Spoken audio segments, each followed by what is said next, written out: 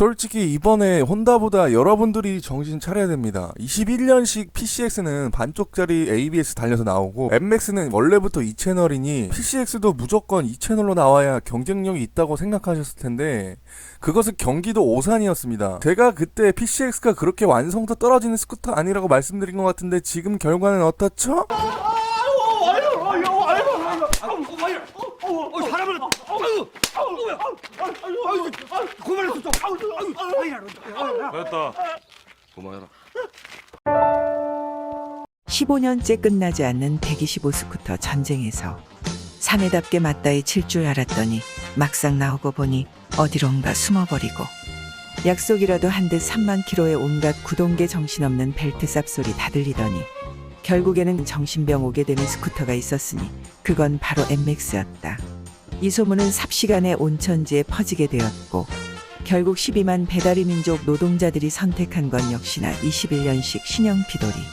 PCX 막상 나온다고 할 때는 소장감 모터스 보고 광분한 신도들이 반쪽짜리 앞브레이크 디스크를 달아서 타보기도 전에 그렇게 뒤에서 지랄 옆차기 하더니 막상 타고 보니 스쿠터는 역시 PCXG라는 비인륜적인 다중인격 종자들이 논현동 한신포차 거리에 넘쳐났다. 이제는 김 대장도 입에서 단내가 나도록 언급했던 PCX와 MX였지만 노림수 제대로 파악해 누가 봐도 상업적인 125 스쿠터 추천이라는 영상을 쳐올려 일순간에 역대 조회수가 떡상하는 수혜를 받게 되었지만 과호흡 논란으로 인해 숨소리가 거칠다는 욕이 반 이상이라 이번에도 시간과 정신의 방에서 치료를 받고 22년 영상을 다시 정리해야 할지 고민하는 상황 속에서 차라리 주도와 로망스를 타던 시절이 좋았어라고 세상에 외치고 싶었으나 불안해 보이는 MX125를 잔인하게 흡수하고 제2형태로 변신한 MX155. 막강한 파워 앞에 대림의 야심작 스티저 또한 한 방에 날려버리는 위력으로 모두를 벌벌 떨게 만드는데 다가오는 22년 MX155가 라인업에서 드디어 확정을 얻게 되고 이제는 인지도에서 밀리니까 CC로 밀어붙이려는 무식한 전략 앞에서 과연 김 대장과 구독자들은 이번 전투에서 어떠한 전략으로 제2형태로 변화한 MX155를 해치우고 다시 한번 지구를 지킬 수 있을지 귀추가 주목되는데 안녕하세요. 위드 코로나 시대 방구석 리뷰 전문가 연예인 김대장입니다. 드디어 22년 야마 MX155의 한국 출시가 확정이 되었습니다. 그 논란의 중심은 한 장의 사진으로 시작되었는데요. 위의 사진은 야마에서 내놓은 카탈로그 2022 라인업 중 일부 이미지입니다. 위에서 볼 수 있듯이 트리시티 S 모델과 MX155를 확인해 볼 수 있는데 MX의 가격은 아직 미정인 것으로 확인이 되고 있습니다. MX 1세대는 2019년을 끝으로 단종이 되었고 다음 해인 2020년에 페이스리프트가 된 올류 MX는 이미 155로 출시한 바가 있습니다. 생산 국가는 마찬가지로 야마 인도네시아에서 조립되어 전 세계로 수출이 되고 있는데요. 그렇기 때문에 PCX보다 가격 경쟁력이 좋을 수밖에 없습니다. 우리나라는 야마하 코리아가 없고 야마하 모터사이클 공식 수입원인 한국 모터 트레이딩에서 야마하 바이크를 수입하고 있는 상황인데요. 그래서 이번에도 제가 친분을 철저하게 숨기고 용기를 내서 야마하에 직접 전화를 해봤습니다. 네, 감사합니다. 네. 안녕하세요. 하나만 여쭤보려고 하는데요. 네, 내년 2022년에 MX 155가 나오나요, 혹시? 제가 카탈로그를 본 것 같은데. 155 출시 예정이긴 합니다. 출시 예정이긴 합니다. 아, 출시 예정이에요? 네. 근데 몇 분기에 나온다는 그런 거는 아직 밝혀진 게 없죠? 네, 아직까지는 없습니다. 네, 감사합니다. 네. 이게 갑자기 전화해서 말을 좀 바보같이 했는데 위와 같이 내년에 출시 예정인 것으로 확정이 되었습니다. 그런데 30cc 차이가 도대체 무슨 차이냐? 이것이 지금 MX에 대한 스펙 설명보다 가장 중요하다고 생각을 하는데요. 오늘의 이야기의 핵심은 이것입니다. 일단 기존의 125 대비 최소 배기량이 20% 증가했습니다. 그리고 아시는 분들은 아시겠지만 일본에서는 초기부터 몇몇 스쿠터들이 125 이상으로 이미 성능을 극대화하여 제작되기 때문에 완성도가 높으나 단지 우리나라에 들어올 때는 125 이하로 면허 체계에 맞춰 다운사이징 시켜야 하기 때문에 사양을 낮춰서 출시해야 할 수밖에 없는 상황인데요. 유럽과 동남 동남아 그리고 일본 같은 경우에는 155를 예전부터 판매를 하고 있었고 우리나라에서는 125 이상을 타려면 이종소형 면허를 취득해야 하는 현실입니다. 그렇기 때문에 그 30cc 차이가 면허를 필요로 하고 자동차 면허만으로 스쿠터를 입문하는 이들에게는 진입장벽이 사실상 높다는 거죠. 그렇다고 125 이상을 타기 위해 개인이 시간과 노력을 들여 실기를 독학하거나 학원을 알아보는 분들은 거의 없을 겁니다. 대부분 어깨너머로 소실적 오토바이 경험을 해봤거나 아니면 아예 처음 타보시는 분들이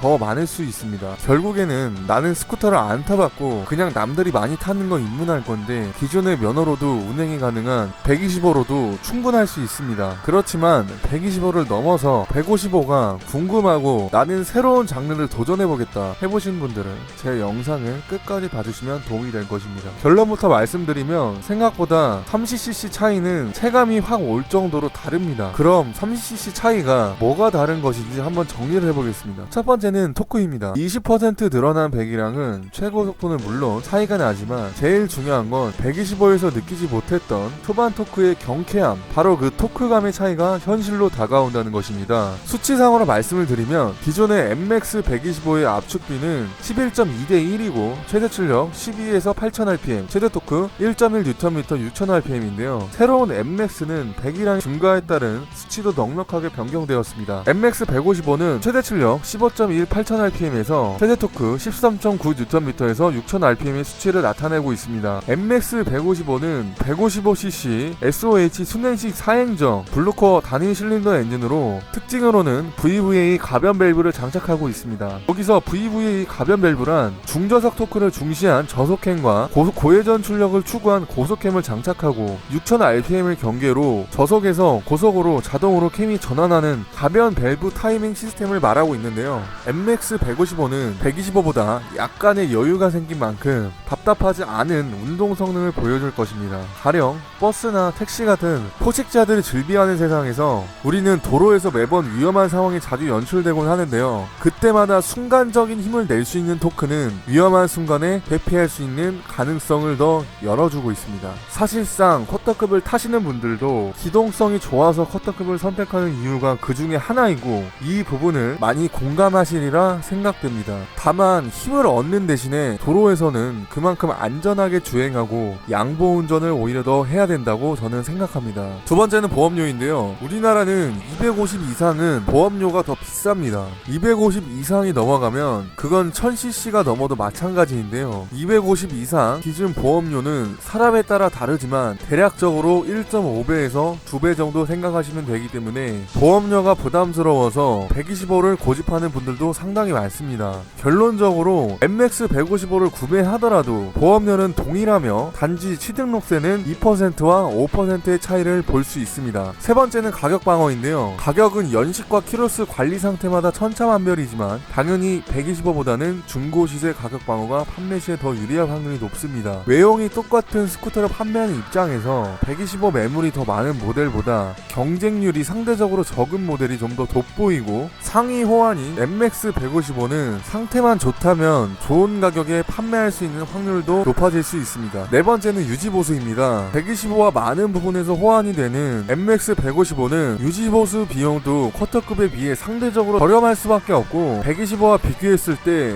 크게 체감이 오지 않는 부분일 것입니다. 또한 연비도 아마 쿼터급을 타보셨던 분들이라면 125에 비해 1.5배 정도 더 들어간다고 생각하시면 되는데요. 연비 따질 거면 왜 타냐 라는 말을 주위에서 정말 많이 하는데 제가 봤을 때 연비는 바이크 제조사가 신경 쓰는 또 하나의 기술력이고 자부심입니다. 그것이 오히려 저배기량이어도 말이죠. 연비가 뛰어나면 라이더가 느꼈을 때 해당 브랜드는 완성도가 높아 보일 수밖에 없습니다. 끝으로 1세대의 구형과 올해 출시한 MX 155의 변경점을 다시 한번 복습해 보겠습니다. 사양은 기존 125와 동일합니다. 완전히 새로워진 LCD 디지털 인스트루먼테이션 패널은 왼쪽 제어 기능으로 보완되어 운전 중 큰 화면의 모든 기능을 편안하게 조작할 수 있고 1세대 열쇠 방식에서 변경된 편리해진 스마트키, PCS의 아이들링 스탑을 겨냥한 스탑앤고 기능, 페어링 카울 안쪽에는 수납 공간이 존재하고 왼쪽에는 USB 충전 소켓이 있으며 연료 탱크 용량은 1세대 기존 6리터에서 7.1리터로 변경이 되었습니다. 또한 ABS는 처음 처음부터 2채널이었고 풀체인지 되면서 쿼터급 상황에 들어갔던 TCS도 같이 들어가 있기 때문에 주행 안정성은 PCX보다 MMAX가 월등하다고 볼 수 있겠습니다. 이렇게 해서 오늘은 MX 155 출시 소식과 변경점에 대해서 정리를 좀 해봤는데요. 현 시점에서 PCX가 그래도 도로에서 제일 많이 보이고 판매량도 월등하게 높지만 MX가 이번에 새로 155를 출시한다면 PCX의 경쟁 구도를 넘어서 또 하나의 준 쿼터급 장르가 탄생될지도 모르겠습니다. 아마 혼다에서도 제가 봤을 때 PCX 160이 이미 나온 상태이기 때문에 PCX 160으로 MX 155를 또 대응하지 않을까 하는 조심스러운 예측을 해보는데요. 어쨌든 소비자들에게는 선택의 폭이 넓어지는 만큼 코로나 사태로 인해 점차 스쿠터에 입문하시는 라이더들이 많아지는 요즘에 재고 부족 현상으로 PCX냐 MX냐 따질 거 없이 정확하게 정의를 내려드리기에는 사실상 의미가 없다고 봅니다. 둘 다 괜찮은 스쿠터이고 장단점이 극명하게 보이는 모델이기 때문이죠. 일단은 MX의 블루코어 엔진 자체가 ESP 플러스 엔진을 앞서갈 만큼 완성도가 뛰어나다고는 말하지는 못하겠습니다. 이전에 MX 125에서 겪었던 겨울철 시동 꺼짐이나 캠체인 텐셔너 소음 문제는 심각한 결함입니다. 이를 극복하는 것은 MX 155를 선택하는 이들에게 새로운 숙제가 될 것입니다. 마지막으로 아직까지 가격이 미정인 상태인데 여러분들이 MX 155의 가격에 대해서 댓글로 자유롭게 의견을 남겨주시면 감사하겠습니다. 제 영상이 도움이 되셨다면 좋아요 버튼 한 번씩만 부탁드리고요. 여러분들의 소중한 좋아요는 제가 영상을 만드는 데 큰 도움이 됩니다. 오늘의 한 줄평 PCX 160 나온다는 거에 대해 손모가지가